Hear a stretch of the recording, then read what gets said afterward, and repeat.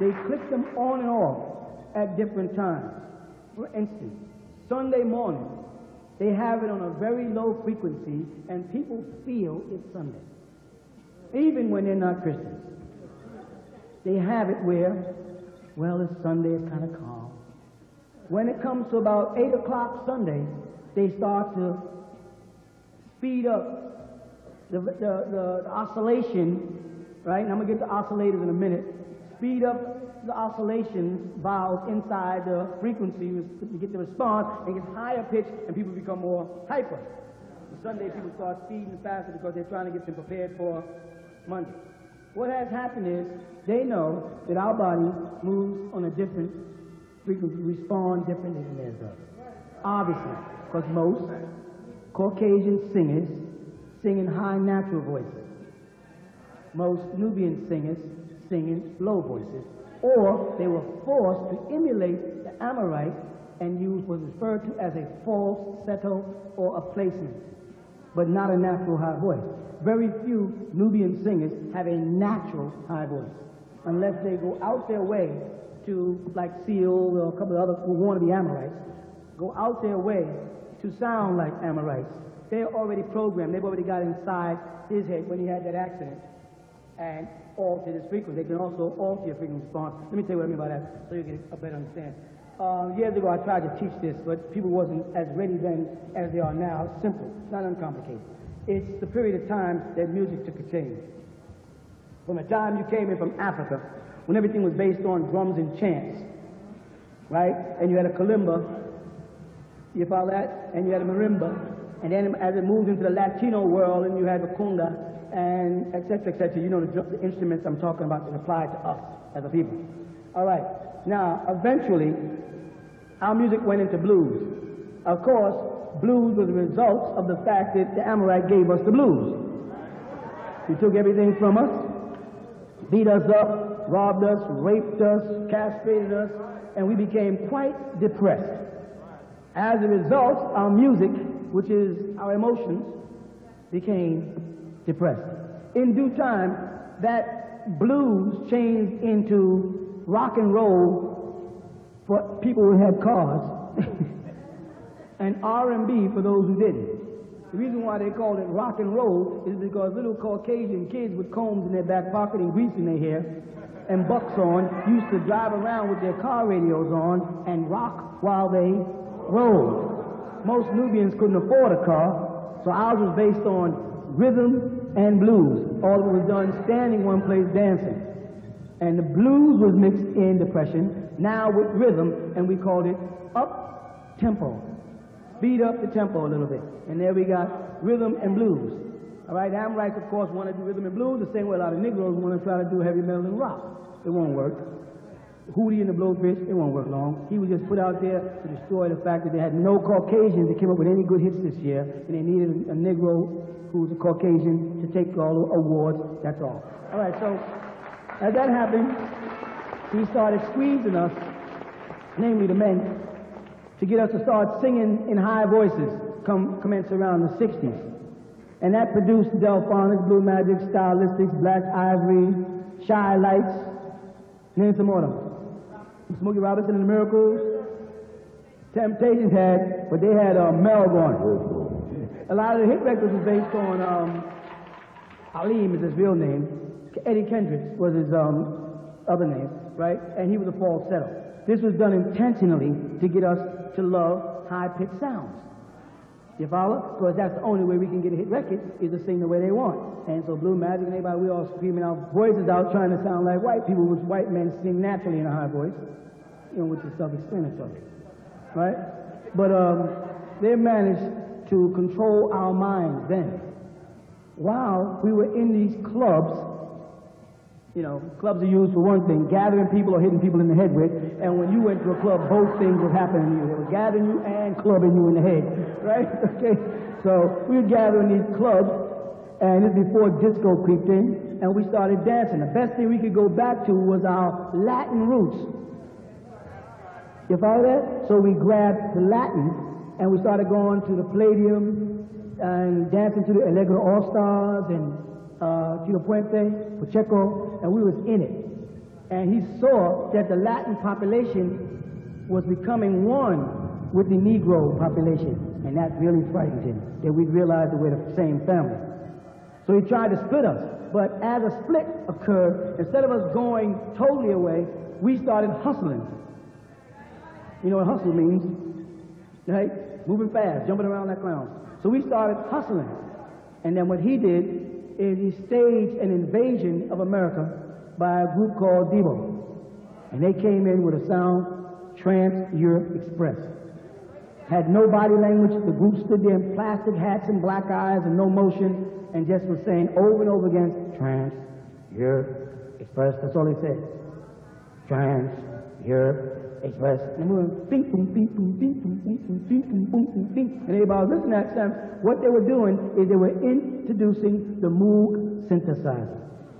One of the first synthesizers to come in and take out analog sound to bring in digital, to take out acoustic sound and bring in the synthetic instrument. By acoustic sound, I mean when you see a person pick up a guitar with natural strings, not even the metal strings even, the catgut strings, with a wood body, and they're playing that sound with no metal and no wires and no amplification, that's acoustic. When you see a guy pick up a guitar that's all plastic and stick a wire and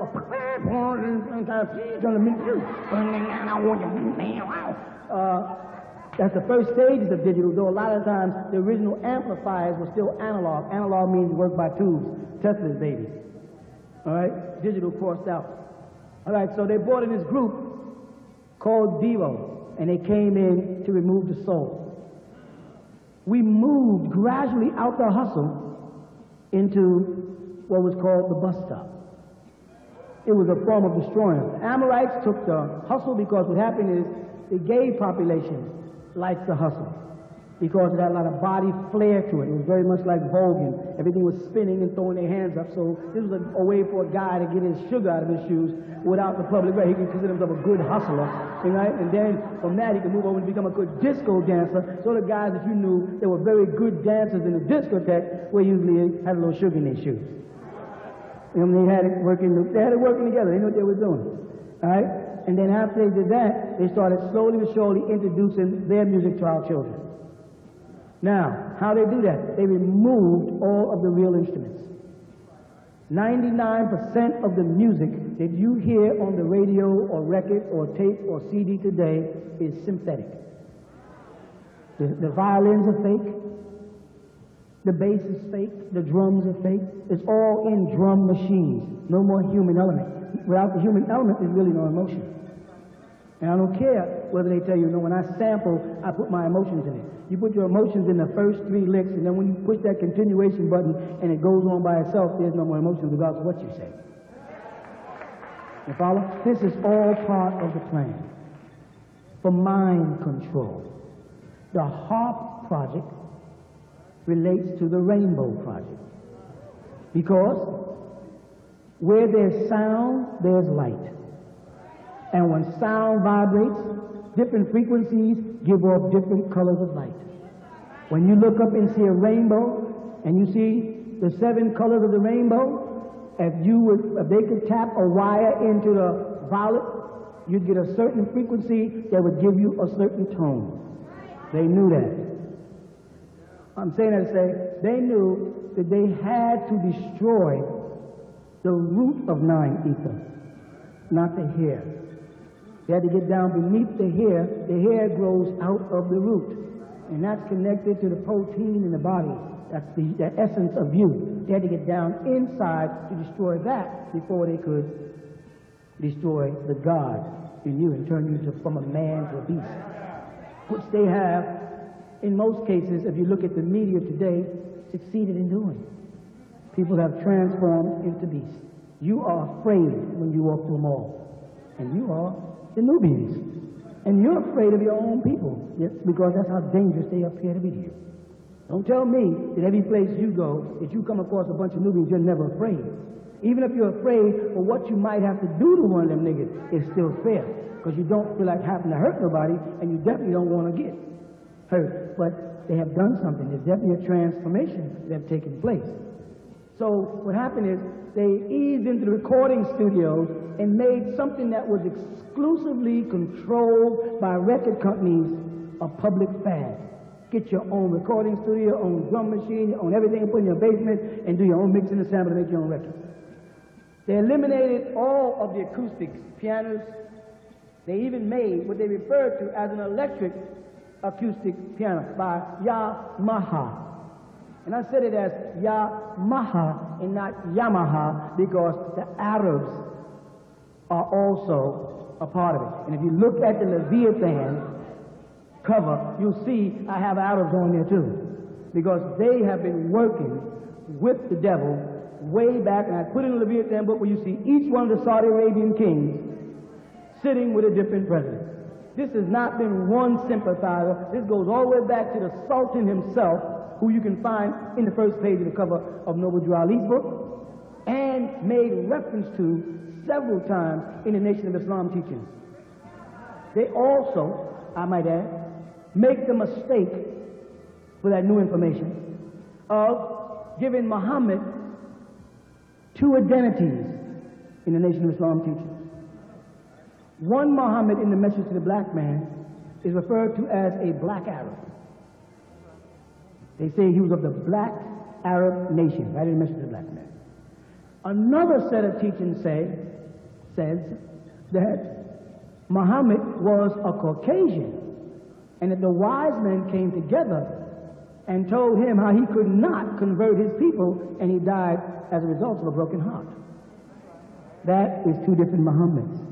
One is Muhammad the conqueror of Palestine, which is clear in the lessons when it says that the devil helped us take Palestine. The Prophet Muhammad of 1400 years ago, the black Arab, had nothing to do with Palestine ever. He never had any dealings with Caucasians in his whole life. There's no place ever recorded of Rasulullah Muhammad alayhi salatu wasalam ever having anything to do with Caucasians. They mention him in the Quran under the term Rome, a surah named Rome.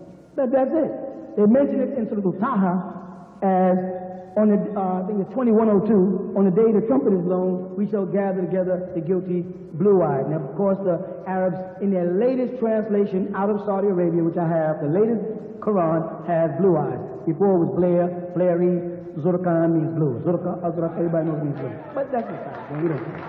The point is that, to set that record straight, the Honorable Elijah Muhammad was not making a mistake in reference to Muhammad being white in one place and black in the next. No, contrary. It was two different Muhammads. Muhammad the Conqueror was the one that's talking about in the 1 to 14 English class. That's not Rasulullah they're talking about, of taking devil's heads. Prophet Muhammad never killed an Amorite in his life, because he never came in contact with Amorites. However, Muhammad the Conqueror, called the great Prophet Muhammad by the Europeans, he did kill Amorites. And he was broken-hearted insofar as Salahuddin, defender of the faith, went into the courts of King Richard, revived him, lived with him when he was wounded. Remember, he was almost struck down with a lance, brought him back to life, and could not convert him.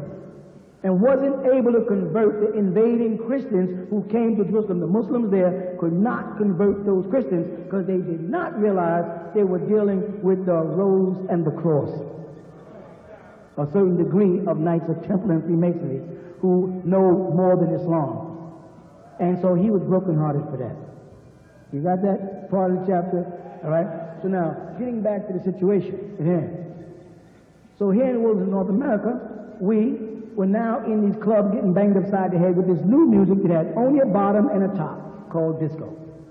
We broke away from it, and in came synthetic instruments, and they rushed into the population access to all types of machines, drum machines, keyboards that play by themselves, pre-coded keyboards, just push the button and the music play, you know, everything to keep you on a synthetic wavelength.